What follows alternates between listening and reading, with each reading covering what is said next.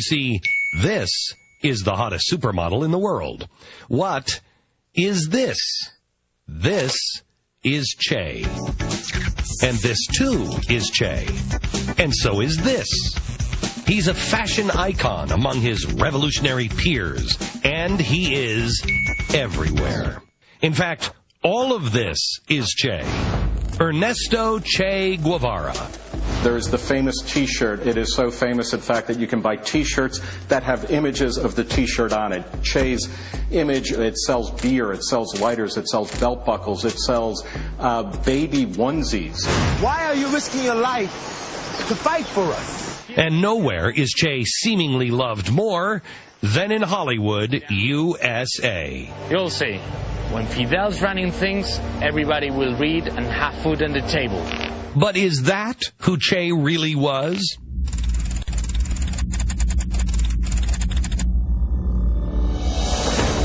One of the things that is fascinating about the cult of Che is that it effectively thrives in the absence of any kind of historical understanding. For example, look around at an anti-war rally, and you'll probably see Che. Che was a self-taught revolutionary who was instrumental in Castro's takeover of Cuba. He became known as the Butcher of La Cabaña prison in revolutionary Cuba, where he personally oversaw the execution of anywhere from 175 to several hundred people. He's implicated in thousands of deaths that come after that. 14,000 men and boys were executed in Cuba during the 1960s. He said that his dream was to become a killing machine. He said to his revolutionary comrades, if they weren't sure of someone's loyalty, if in doubt, kill him. These are the realities that we need to understand about Che. You could probably call him clinically a sadist.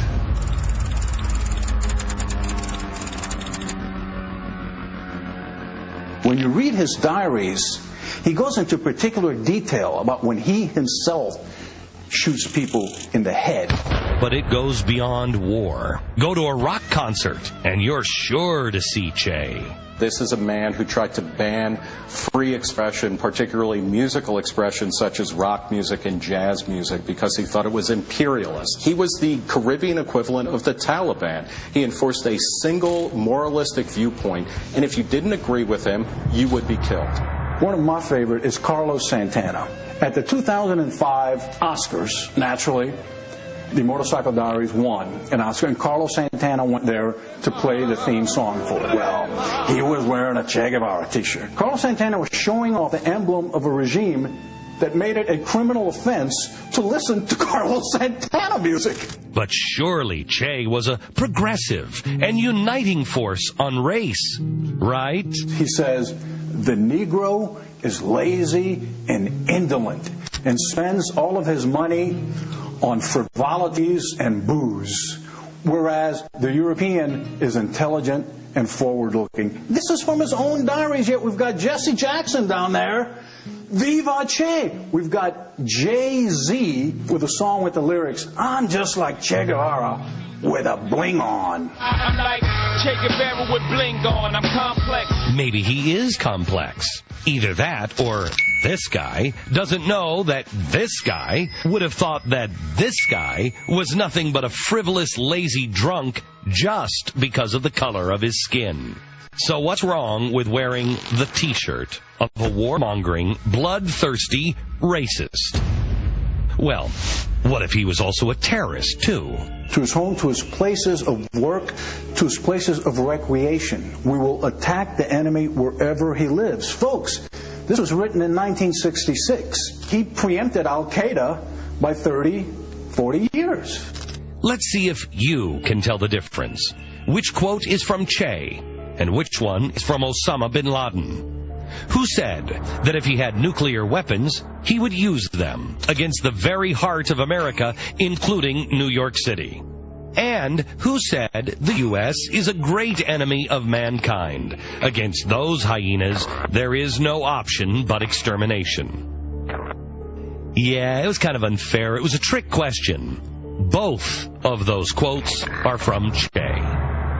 Luckily, his attempts at killing Americans on our soil were about as effective as attempts to ignite revolution around the world.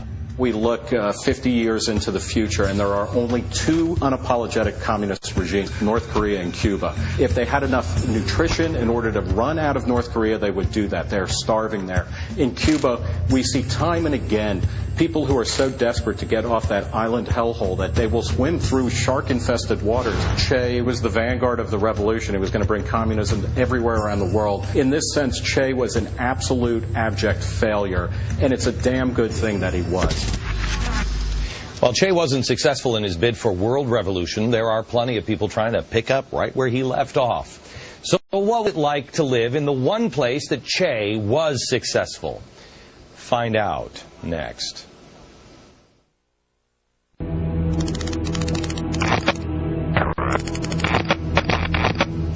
You've heard the infamous quote that one death is a tragedy, a million is a statistic. We've examined these events from a big picture perspective, but now let's move away from the statistics and look at the personal tragedy. Che Guevara.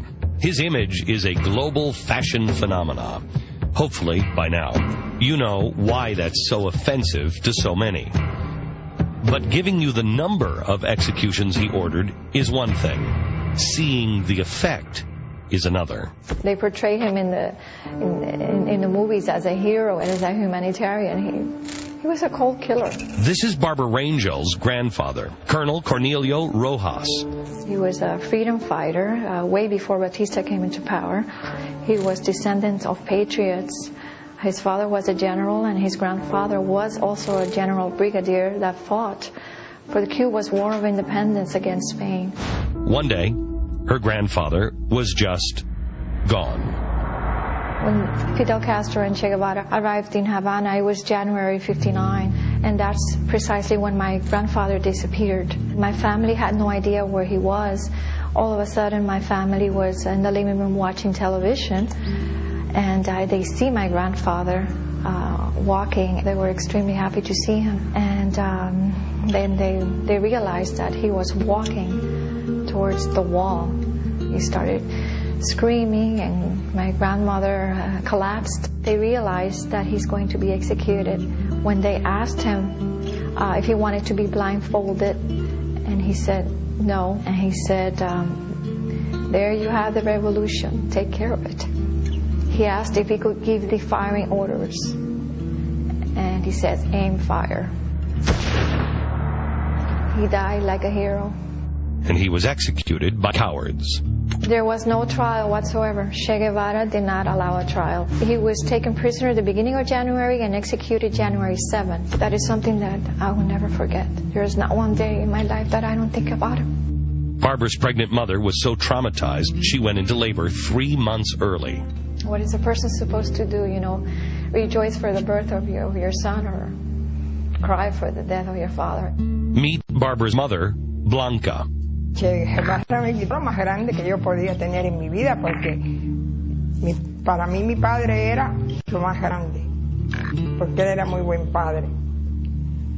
Eso me lo quitó el Che Guevara, y por eso 50 años vengo padeciendo, y nunca podré olvidar lo que me hizo.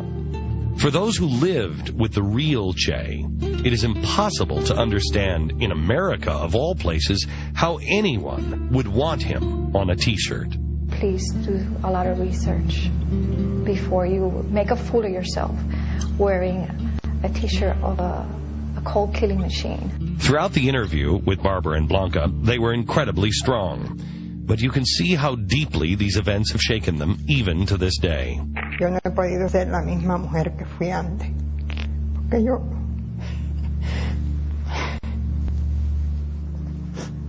This is the real legacy of Che. It's murder, destruction, and broken families. So what can we do to correct the lies? Maybe it's time to make the truth a bit more fashionable.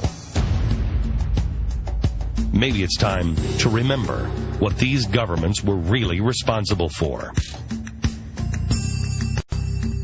Maybe it's time to ignore the revisionist rehab of these figures and recognize who they really were. Maybe telling the truth about socialism and communism now can help us avoid all of these things again. Just maybe, speaking up and bluntly telling the truth can stop the next generation from looking at things the same way.